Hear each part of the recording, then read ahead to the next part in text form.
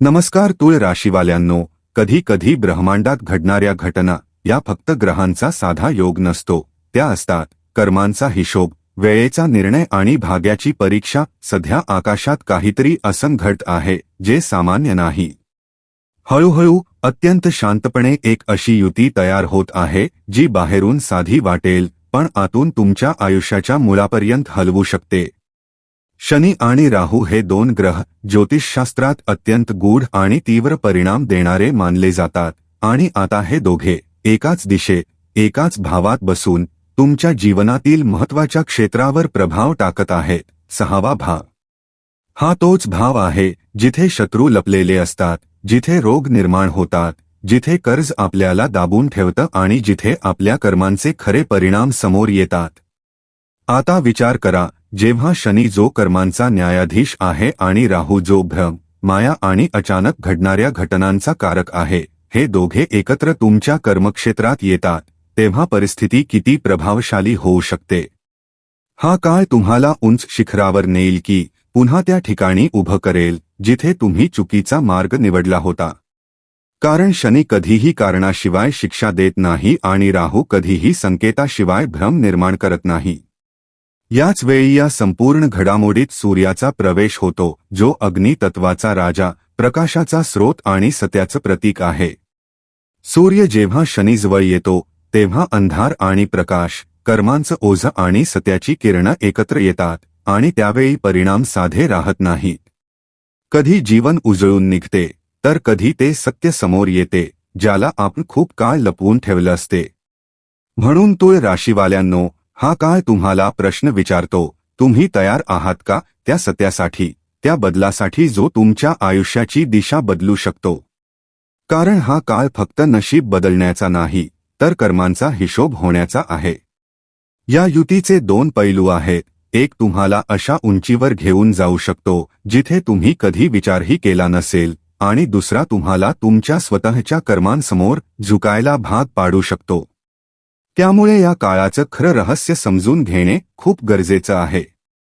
हा काळ तुमच्यासाठी राजयोग घेऊन येईल की कर्मांचा हिशोब पूर्ण करेल, हे तुमच्या कृतींवर आणि निर्णयांवर अवलंबून आहे. आता परिस्थिती हळूहळू बदलताना दिसेल. जिथे आधी अंधार होता, जिथे गोष्टी स्पष्ट दिसत नव्हत्या, जिथे मेहनतीनंतरही परिणाम धूसर होते, तिथे आता प्रकाश पसरू लागेल. हा प्रकाश फक्त मार्ग दाखवणार नाही, तर लपलेली सत्यमही समोर आणेल.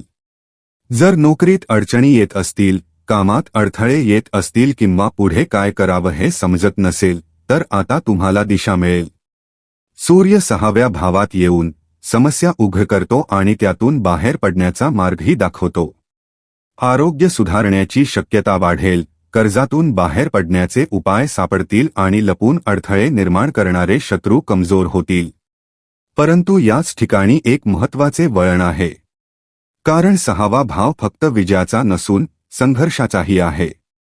या काळात तुमचे सिनियर्स किंवा बॉस यांच्यासोबत काही तणाव निर्माण होऊ शकतो. तुमची मेहनत असूनही त्याचं श्रेय दुसऱ्याला मिळण्याची शक्यता आहे, ज्यामुळे मनात अस्वस्थता निर्माण होऊ शकते. तरीही हा काळ तुम्हाला खचवण्यासाठी नाही, तर अधिक मजबूत बनवण्यासाठी आहे. जर तुम्ही संयम ठेवला, योग्य निर्णय घेतले आणि स्वतःवर विश्वास ठेवला, तर हाच काळ तुमच्या आयुष्यात मोठा सकारात्मक बदल घडवू शकतो. होऊ शकतं की तुम्ही खूप मेहनत केली असेल, पण कौतुक मात्र कोणाला तरी दुसऱ्यालाच मिळेल. होऊ शकतं की तुम्ही दिवसरात्र एक केले असतील, पण ओळख दुसऱ्याच्या वाट्याला जाईल. आणि हाच तो क्षण असतो जेव्हा माणूस आतून खचतो. पण एक गोष्ट कायम लक्षात ठेवा, शनी कधीही मेहनत वाया जाऊ देत नाही, फक्त त्याचा वेळ वेगळा असतो. आता या परिस्थितीच्या पहिल्या बाजूकडे पाहिले तर एक मोठा संकेत दिसतो. शनी म्हणजे तुमचं कर्म आणि सूर्य म्हणजे तुमची ओळख. आणि जेव्हा ओळख कर्माच्या ठिकाणी येते, तेव्हा याचा सरळ अर्थ असा की आता तुमची मेहनत दिसू लागेल. तुम्हाला एखादी चांगली संधी मिळू शकते, पदोन्नती होऊ शकते, किंवा असा एखादा अवसर मिळू शकतो ज्याची तुम्ही खूप काळापासून वाट पाहत होतात.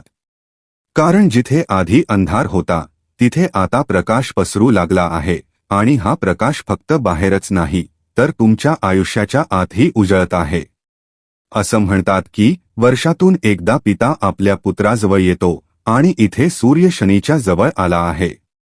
याचा अर्थ जर शनीने आतापर्यंत तुम्हाला थांबवलं असेल, परीक्षा घेतली असेल किंवा त्रास दिला असेल, तर आता त्या सगळ्यातून बाहेर पडण्याची वेळ सुरू झाली आहे.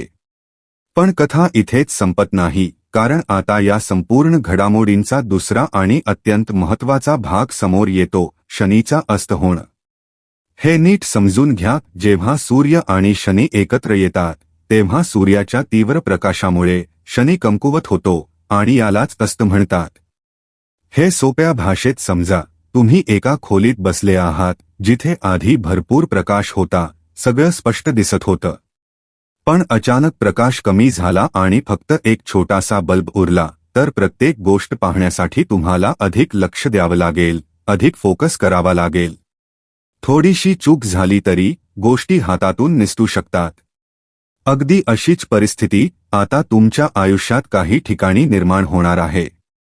जिथे शनीचा प्रभाव आहे तिथे तुम्हाला दुप्पट लक्ष, दुप्पट मेहनत आणि दुप्पट सावधगिरी ठेवावी लागेल. कारण जर दुर्लक्ष केलं तर तेच क्षेत्र नकारात्मक परिणाम देऊ शकतं. तुळ राशीवाल्यांनो, आता आपण त्या क्षेत्रांबद्दल बोलूया जिथे हा बदल थेट तुमच्या जीवनावर परिणाम करणार आहे. सर्वात पहिलं क्षेत्र आहे चतुर्थ भाव, म्हणजे घर, कुटुंब, मानसिक शांतता आणि मालमत्ता. इथे एक छोटीशी चूक किंवा चुकीचा निर्णय भविष्यात मोठा पश्चाताप ठरू शकतो. कारण सध्या शनी अस्त अवस्थेत आहे, त्यामुळे जे आधी स्पष्ट दिसत होतं त्यात आता थोडासा गोंधळ किंवा धूसरपणा येऊ शकतो. म्हणून जर तुम्ही घर खरेदी करण्याचा, बदलण्याचा किंवा मोठी गुंतवणूक करण्याचा विचार करत असाल तर थोडं थांबा.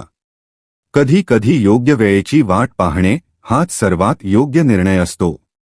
हा तसाच काळ आहे जिथे घाई केल्यास नुकसान होऊ शकते. फक्त मालमत्ता नाही तर कुटुंबावरही याचा प्रभाव जाणवेल. कोणत्याही ठोस कारणाशिवाय मनात अस्वस्थता, चिंता किंवा ताण जाणवू शकतो. लग्न, करिअर, आर्थिक निर्णय किंवा घरातील बदल, सगळं व्यवस्थित चालू असूनही आतून दबाव जाणवेल. आणि हाच तो क्षण असतो जिथे माणूस चुकीचे निर्णय घेतो. पण जर तुम्ही स्वतःला सावरलं तर हाच काळ तुम्हाला मानसिकदृष्ट्या अधिक मजबूत बनवेल. आता पुढे येतो एक अतिशय संवेदनशील भाग, पंचम भाव, म्हणजे संतती, निर्णय आणि भविष्य. त्या काळात मुलांबद्दल चिंता वाढू शकते, त्यांच्या शिक्षणाबद्दल, करिअरबद्दल किंवा वागणुकीबद्दल. पण लक्षात ठेवा, प्रत्येक चिंता ही समस्या नसते, अनेकदा ती फक्त आपली भीती असते. त्यामुळे घाबरण्यापेक्षा समजूतदारपणे वागणे अधिक महत्त्वाचं आहे. तसेच तुमचे स्वतःचे निर्णयही या काळात पूर्णपणे स्पष्ट नसतील. तुम्हाला वाटेल की तुम्ही बरोबर आहात, पण आत कुठेतरी शंका राहील. आणि हीच शंका पुढे जाऊन चूक ठरू शकते. म्हणून कोणताही मोठा निर्णय घेण्याआधी एकदा नाही, दोनदा नाही, तर तीनदा विचार करा. अनुभवी व्यक्तींचा सल्ला घ्या, मार्गदर्शकाची मदत घ्या, कारण या काळात एकट्याने घेतलेला निर्णय धोकादायक ठरू शकतो. आणि आता या संपूर्ण काळातील एक अत्यंत महत्त्वाचा भाग, ज्याकडे अनेक जण दुर्लक्ष करतात, तो म्हणजे खरमास. जेव्हा सूर्य मीन राशीत प्रवेश करतो तेव्हा शुभ कार्यांची गती मंदावते. लग्न, गृहप्रवेश, नवीन वाहन किंवा कोणतंही शुभ कार्य या काळात जणू थांबून जातं. तुम्ही पाहिलं असेल की या काळात योग्य मुहूर्त मिळणं कठीण होतं. कारण ब्रह्मांडच सांगत असतं, आता थांबा. म्हणून जर तुम्ही काही नवीन सुरू करायचं ठरवत असाल तर घाई करू नका. योजना करा, तयारी करा, पण सुरुवात योग्य वेळेलाच करा. कारण योग्य मुहूर्त तुमची अर्धी लढाई आधीच जिंकून देतो. बाकी अर्ध काम तुमचं कर्म आणि ईश्वराची कृपा पूर्ण करते. आता उपायांबद्दल बोलूया, कारण उपायांशिवाय हे ज्ञान अपूर्ण राहते. जर तुम्हाला शनीची कठोरता कमी करायची असेल तर शनी मंत्रांचा नियमित जप करा, शनी चालिसाचे भक्तिभावाने पठण करा. तसेच सूर्य बळकट करण्यासाठी दररोज सकाळी उगवत्या सूर्याला नमस्कार करा. आपल्या वडिलांचा आणि वडिलांसमान व्यक्तींचा आदर करा, कारण सूर्य प्रसन्न झाला की जीवनात सन्मान, यश आणि स्पष्टता ही तिन्ही गोष्टी एकाच वेळी मिळतात. म्हणून तुळ राशीवाल्यांनो, हा काळ घाबरण्याचा नाही तर जागरूक होण्याचा आहे. हा काळ आहे समजून घेण्याचा, स्वतःला सावरण्याचा आणि योग्य वेळी योग्य निर्णय घेण्याचा.